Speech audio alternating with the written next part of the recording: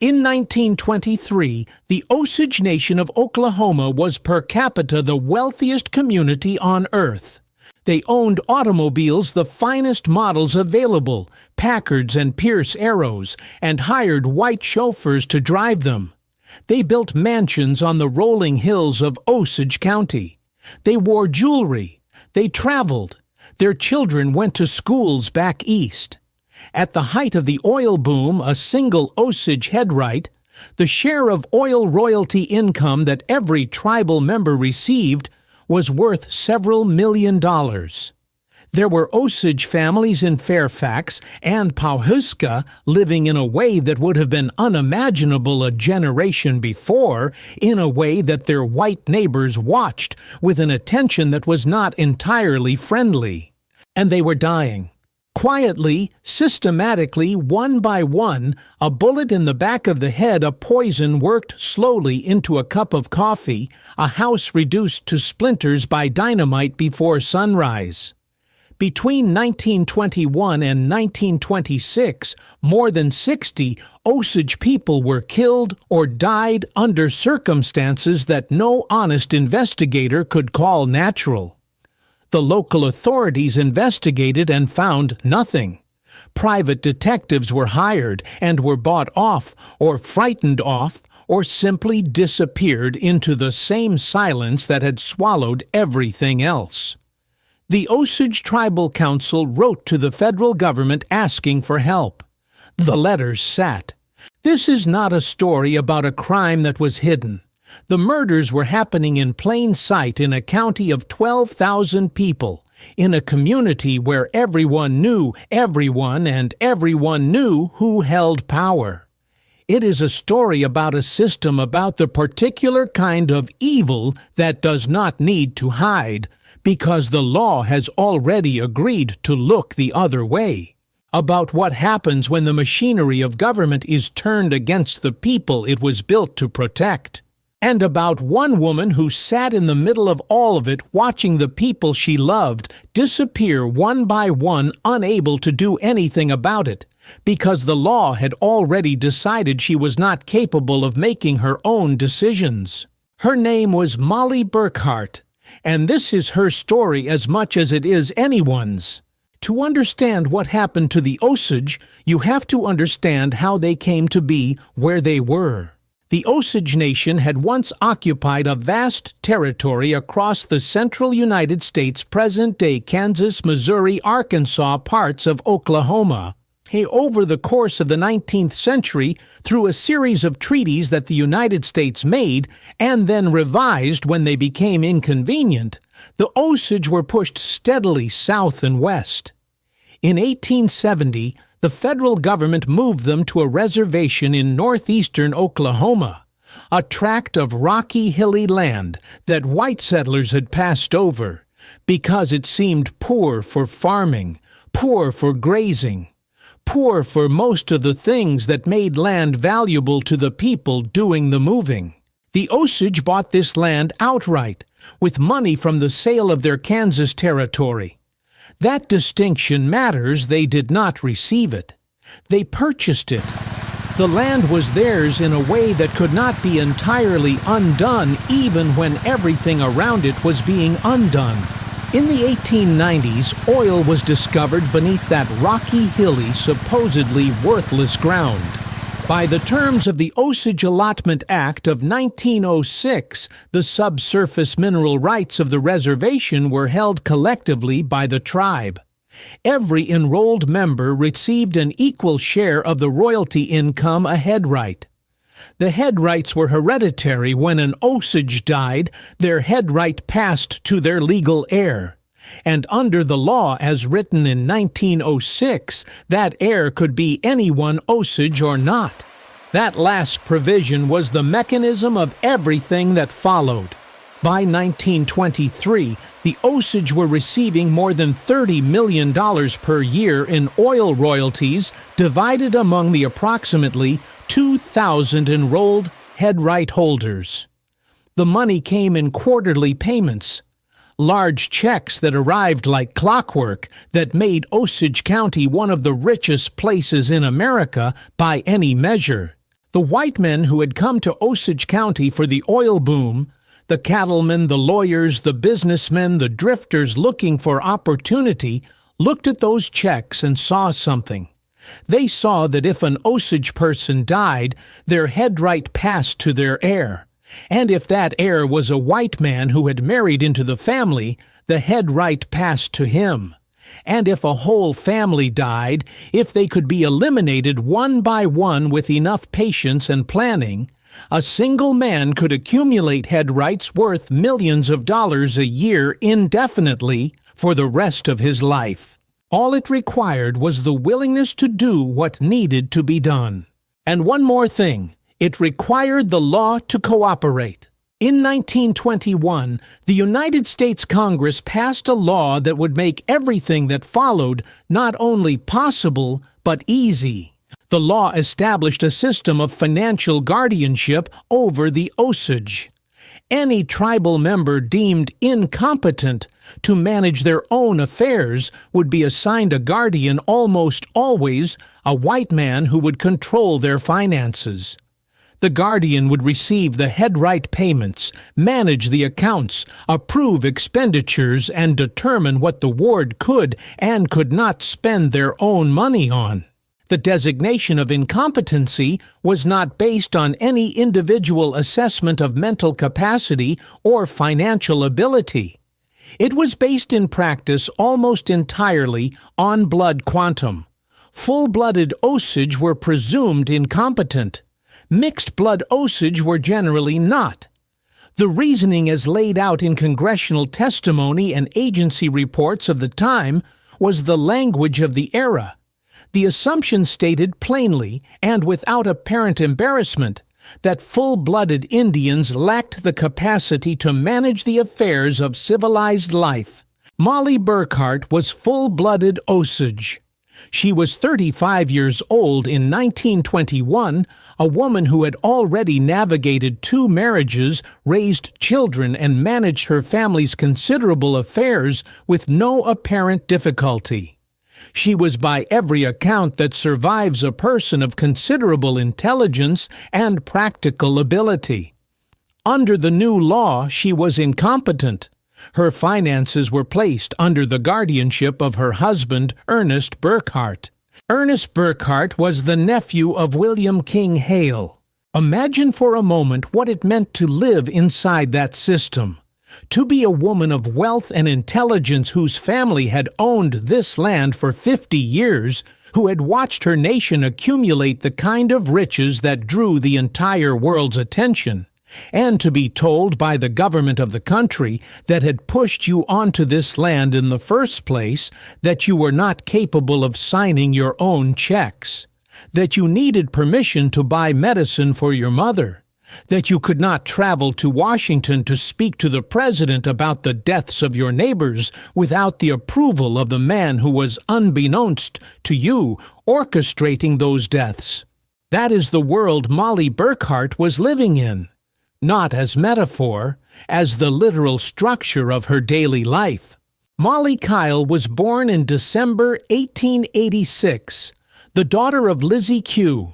Kyle, a full-blooded Osage woman who had inherited multiple head rights and was by 1921 of the wealthiest individuals in Osage County. Molly grew up in the world of the Osage. The ceremonies, the language, the particular rhythms of life on the reservation that persisted even as the oil money transformed everything around it. She had a quality that people who knew her described consistently: a stillness, a watchfulness, the quality of a person who observes more than she speaks and retains everything she observes. She had married once before, Ernest, a man named Henry Roan, a marriage that ended in divorce. In 1917, she married Ernest Burkhart, a young white man who had come to Osage County with his uncle, William Hale, and found work as a taxi driver and odd jobsman. Ernest was charming in the loose, easy way of men who have learned early that charm is a more reliable tool than industry. He made Molly laugh. He seemed to love her. They had 3 children. William Hale Ernest's uncle was by 1917 a fixture of Osage County in a way that took years to build and required a specific kind of performance to maintain. He called himself the King of the Osage Hills, not as a joke, but as a description of how he understood his position. He had learned to speak Osage. He attended Osage funerals and Osage celebrations. He offered loans when Osage families needed money. He was godfather to Osage children. He was to all visible appearances the white man most committed to the welfare of the Osage nation. The friend, the patron, the dependable presence in hard times. He was also, as investigators would later establish, the architect of a plan to murder Molly Burkhart's entire family. The plan was not complicated in its logic, though it required extraordinary patience and a particular coldness of mind to execute. Molly's family held multiple head rights. If they died, those head rights would pass to Molly. If Molly died, they would pass to Ernest. If Ernest died without children of sufficient Osage blood, they would eventually pass to Hale. The plan required eliminating people in the correct order, slowly enough not to attract attention all at once, and managing the legal machinery of wills and guardianships to ensure that the head rights flowed in the right direction at each step. Hale had been planning it, investigators later determined, for years before the first body was found. In May of 1921, a man riding through a ravine in the hills north of Fairfax found the body of Anna Brown. Anna was Molly's older sister. She was 35 years old. She had been drinking in the days before her death.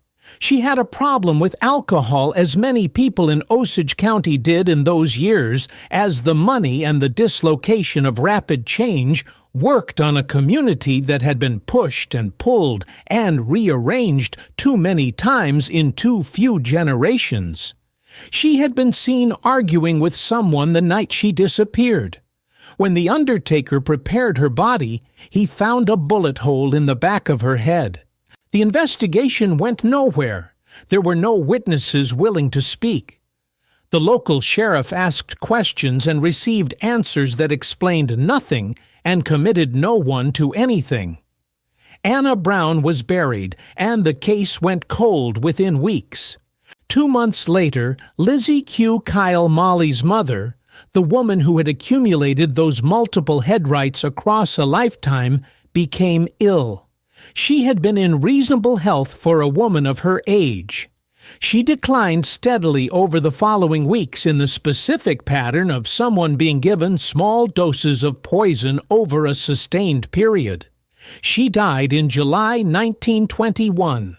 The cause of death was recorded as a wasting illness. Molly's family was now smaller by 2. Their head rights had come to Molly. Ernest Burkhart's guardianship over his wife's finances had just become more valuable. Henry Roan, Molly's first husband, the man she had divorced but remained on reasonable terms with, was found shot to death in his automobile in February 1923. Hale had taken out a life insurance policy on Roan years earlier, naming himself as beneficiary. The policy paid out $25,000. In March 1923, at 3 o'clock in the morning, the house of William and Rita Smith exploded. Rita Smith was Molly's younger sister. She and her husband William and their servant Nettie Brookshire were all killed in the blast. The explosion was caused by nitroglycerin packed beneath the house's foundation. Someone had placed it there carefully while the family slept. In 3 years, Molly Burkhart had lost her mother, 2 sisters, a former husband, a brother-in-law, and a household servant. Each death had been explained inadequately by something other than murder. Each death had increased the value of the head rights now concentrated in Molly's name and under Ernest's guardianship.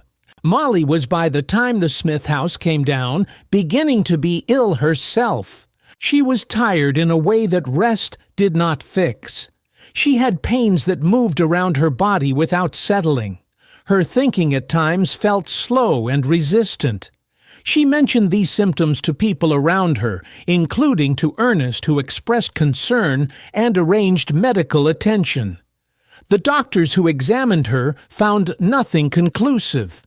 The illness persisted. It would be years before investigators established what Molly's family and neighbors had begun to suspect, that Ernest Burkhart had been on William Hale's instruction introducing small amounts of poison into his wife's food. The guardianship system that gave him control of her finances also in practice gave him control of everything she ate and drank. He was the person closest to her. He was the person who expressed the most concern for her health. He was in the eyes of the law her protector. The Osage Tribal Council had been writing letters to the federal government since 1921. The letters described what was happening, the deaths, the pattern, the impossibility of getting local authorities to investigate seriously. The letters asked for federal agents to be sent. The letters sat in offices and were passed between departments and generated responses that acknowledged receipt and promised attention and produced nothing. In April 1923, following the Smith House explosion and the resulting outcry, the newly formed Bureau of Investigation, the agency that would become the FBI, assigned agents to the case. The lead investigator was a man named Tom White, a former Texas Ranger who had the particular quality useful in that kind of work. He was patient, he was difficult to corrupt, and he understood that getting people to talk in a community held in silence by terror required time and the building of trust that could not be hurried. He came to Osage County, and he stayed. He recruited undercover agents who infiltrated the social world around William Hale, attending the same gatherings, drinking in the same establishments, slowly mapping the network of relationships and debts and loyalties that held Hale's operation together. It took 2 years. What White found when the full picture finally came into view was not primarily a story of individual murders, though it was certainly that. It was a story of infrastructure. Hale had not simply hired killers. He had built a system within the existing system using the mechanisms of law and commerce that white society had created. Guardianships, insurance policies, wills, legal marriages, property transfers.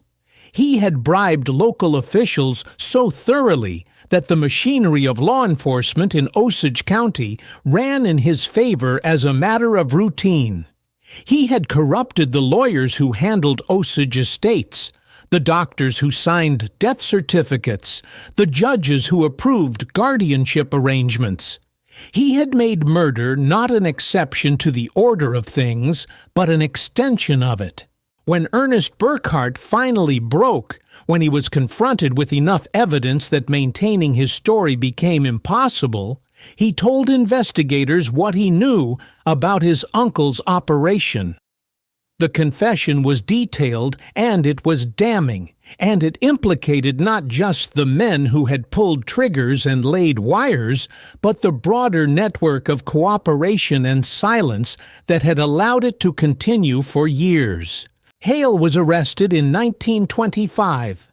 His trial, prolonged by legal maneuvers and the difficulty of finding jurors in Oklahoma who were not connected to his network, finally concluded in January 1929. He was convicted of ordering the murder of Henry Roan, just one of the 60-plus deaths attributed to his operation, and sentenced to life in prison. He was paroled in 1947. He was 66 years old and in good health. He lived another 21 years. He is buried in Wichita, Kansas. Ernest Burkhart received a life sentence and was paroled the same year as his uncle. He was later re-imprisoned after robbing another member of the Burkhart family, paroled again in 1957, and spent the rest of his life in Oklahoma. His and Molly's son James refused to see him. The wound did not heal. Of the 60 or more Osage killed during the Reign of Terror, only 4 convictions were ever obtained, covering a fraction of the deaths. The others, the dozens of men and women whose lives ended in ravines and explosions, and the slow accumulation of poison, were never the subject of any criminal proceeding. Their killers in most cases were never identified, by any official body, were never charged, were never asked to account for what they had done. Molly Burkhart recovered her health after investigators removed her from Ernest's household and custody and placed her under medical care in 1926. An agent's report noted with a clinical flatness that contains its own horror that after she was removed from Burkhart's control, she immediately regained her health. The poison administered by her husband over years had been making her sick. When it stopped, she got better. She divorced Ernest in 1926. She married a man named John Cobb in 1928. In 1931, she successfully sued to end her guardianship and regain control of her own finances, the money that had always been hers, the head rights that her mother had accumulated and passed to her, the oil wealth that the government of the United States had decided for 10 years she was not capable of managing herself. She had 6 years of financial independence before she died in June 1937 at the age of 50. The cause of her relatively early death has never been definitively established. The years of poisoning had done what sustained poisoning does. Her body had been through more than a body should be asked to bear. She is buried at the Gray Horse Indian Village Cemetery in Osage County, Oklahoma. Her granddaughter Margie Burkhart still lives in the county. I want to say something about the guardianship system because I think it is the part of this story that most resists the comfortable resolution of focusing on William Hale. Hale was a monster. That is true, and it is important, and it should be said plainly. But Hale did not create the guardianship system. Hale did not write the law that said full-blooded Osage were incompetent to manage their own affairs. Hale did not design the inheritance rules that allowed head rights to pass to non-Osage spouses. Hale did not appoint the corrupt judges and lawyers who ran the guardian system for their own benefit. The 1924 Indian Rights Association report found that Osage people were, in its words, being shamelessly and openly robbed in a scientific and ruthless manner by their court-appointed guardians. That was the ordinary operation of the system before Hale added murder to it. The system was built by the United States Congress in legislation passed with the specific purpose of managing the wealth of people the government had decided were not fully capable of being persons under the law. Hale understood the system better than almost anyone, and he used it with a precision that was almost admirable in its coldness. But he was using a machine that was already running. He didn't build the machine. He just knew what it could do, and he did it. That distinction matters for the question of what the Osage Reign of Terror actually was.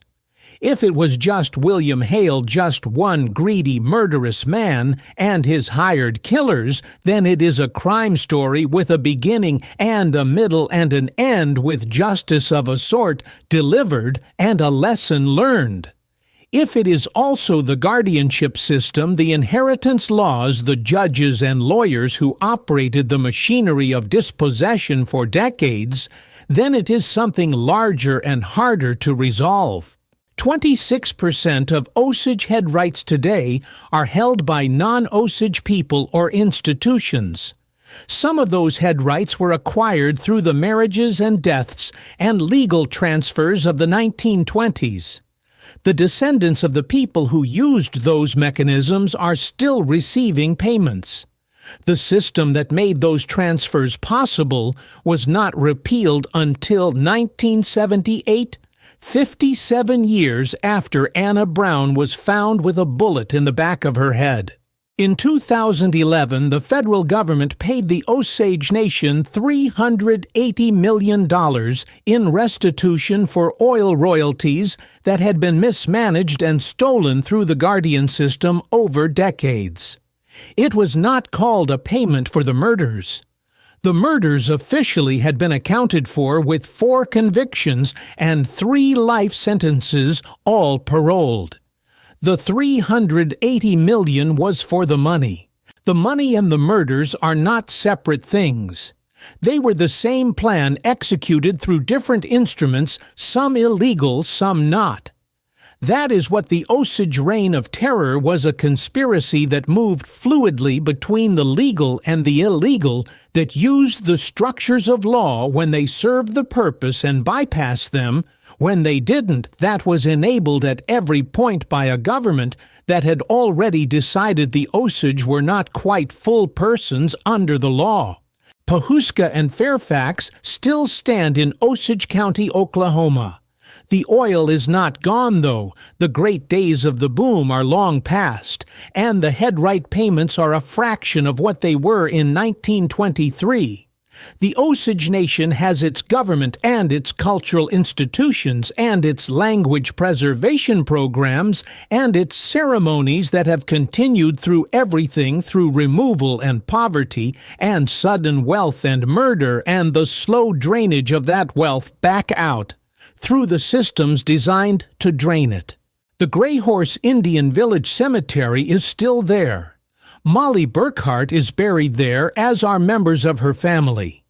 The reservation that the Osage bought with their own money in 1870, that the government told them was worthless, that turned out to contain the oil that made them the richest people in the world, and that made them a target for the full range of what greed can produce in human beings, that land is still theirs. That has not been taken. William Hale's grave is in Wichita, Kansas. There is no marker for what he did. There is no accounting in any official register of the 60 or more people who died, so that he and others like him could accumulate the head rights of a community that had been told by the government that they needed protecting. What the Osage needed protecting from, it turned out, was the protectors. That is the question this story leaves behind, not the question of William Hale, who has been judged inadequately, but formally by a court of law. The question of the system, of who builds a law that calls a people incompetent, that strips them of the ability to manage their own money, that places their wealth in the hands of the people who want to take it, and whether that law and the people who wrote it and enforced it and profited from it are ever asked to account for what they made possible. The answer in the case of the Osage is no.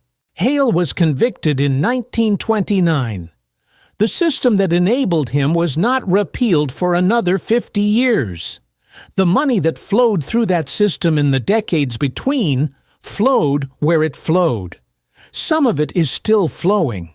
Molly Burkhart spent 10 years inside a legal structure that treated her as incompetent while it helped kill her family. She got 6 years of freedom before her body gave out. She was 50 years old. The oil is still there. The land is still theirs. What was taken from them is not.